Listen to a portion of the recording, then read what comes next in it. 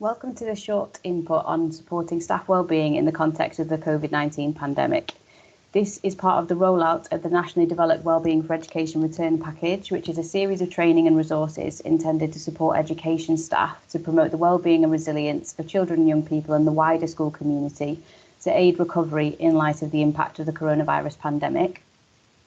I'm Rachel Morris, an educational psychologist, and I'm presenting this session today together with my colleague Rachel Lyons, who's also an educational psychologist. You may have attended the Wellbeing for Education Return training, which was delivered in the autumn term of 2020. So these slides form part of that training. This video stands alongside 5 other videos covering key sections of the training, which include resilience, whole setting approaches, bereavement and loss, stress and trauma, and anxiety and low mood. So please do have a look at these other bite-sized videos when you can. Schools and colleges continue to offer support for children, young people and staff both directly and remotely, and the principles that are introduced across all the series of bite-sized webinars apply in both of those contexts. There are also drop-ins taking place during the spring term covering topics and themes which have been highlighted by staff within your local area. So as I mentioned, the focus of this short webinar today is on supporting and promoting staff wellbeing. So we just want to begin by outlining some key factors associated with staff wellbeing. The first of these is emotional labour. So emotional labour involves covering up or masking our true emotions in order to influence the behaviour or emotion of others. So that might, for example, be a person who's outwardly expressing a positive or happy state when they are feeling sad or low.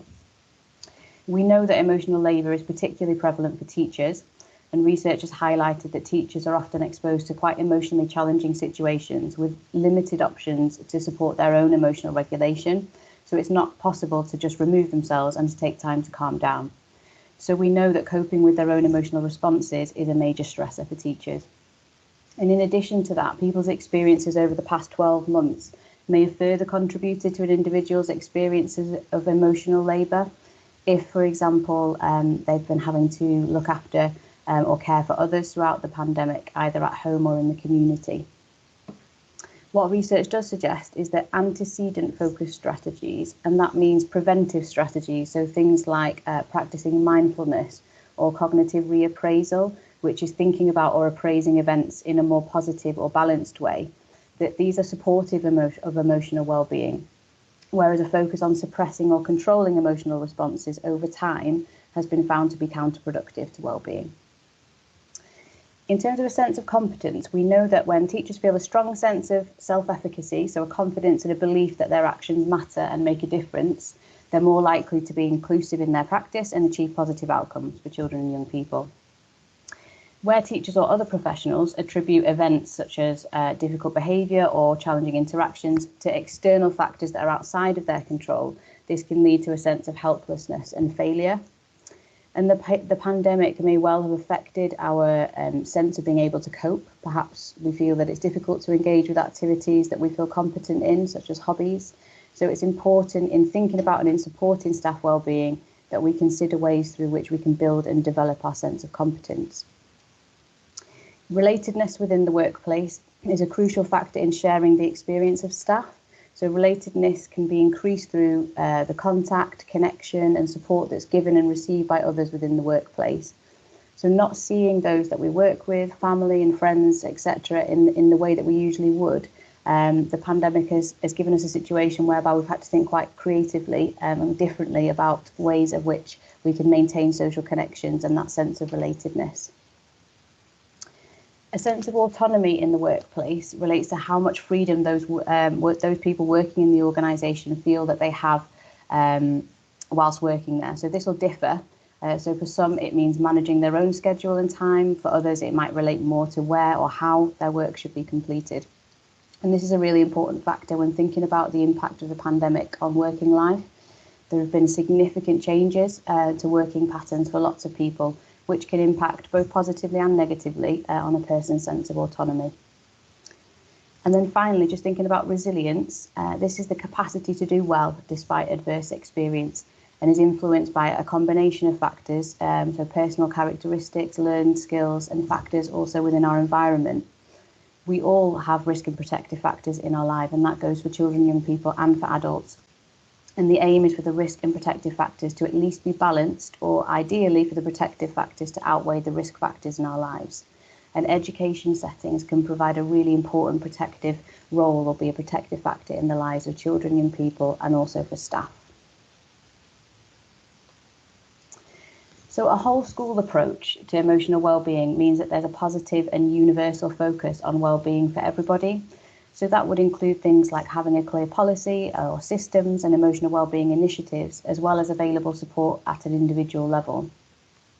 Whole school systems with well-being on the agenda for everybody are absolutely key to creating emotionally friendly settings that are supportive for each and every member of the school or college community. So as we move through the next few slides, have a think about what strategies or good practice is already happening in your school or your setting, and those which you're putting in place as well as individuals.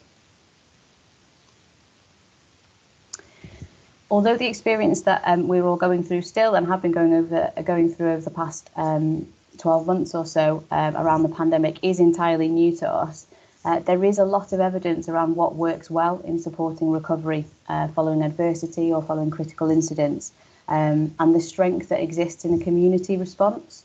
So the 5 key principles of recovery that you can see on the left-hand side here of the slide are closely related to one another and are all equally important in supporting community recovery.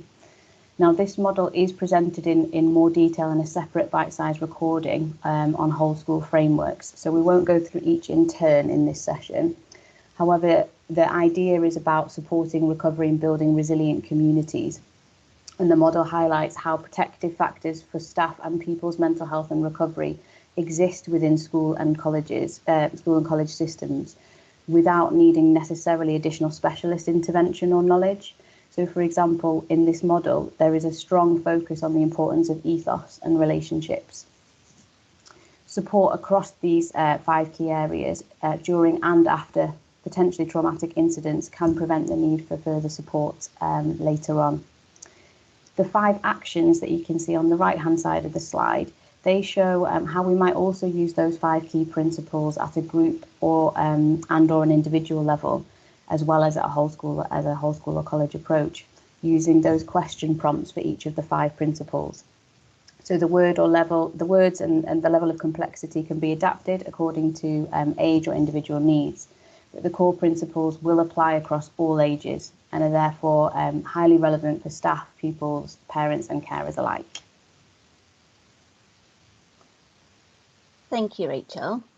This table shows some of the practical things that school leaders and individual staff can do to support whole school and their own well-being.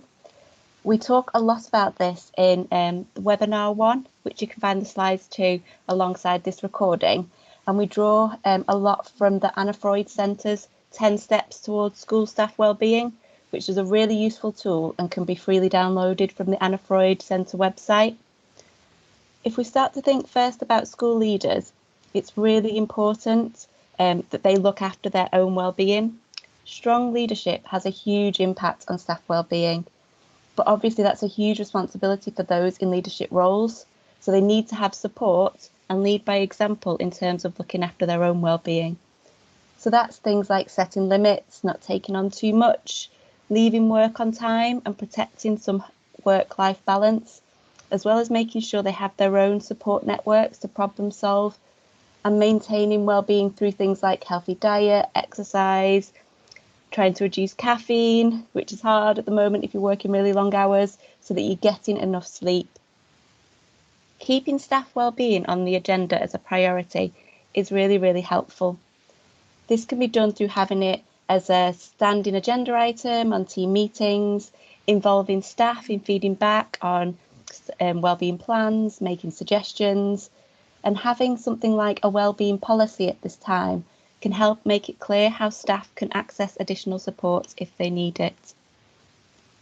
Feeling connected, as Rachel mentioned earlier, is a strong theme at the moment.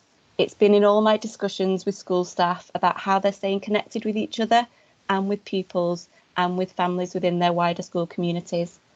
And there's been lots of suggested ideas about ways in which they're doing this, from the formal to the informal, such as team meetings, alongside group WhatsApp chats, wellbeing buddies, virtual lunch or coffee meetups, can all help create a sense of connectedness, as can having a shared vision or goal, which can be developed quite quickly through an activity where everyone states the one word they feel sums up the school's goal.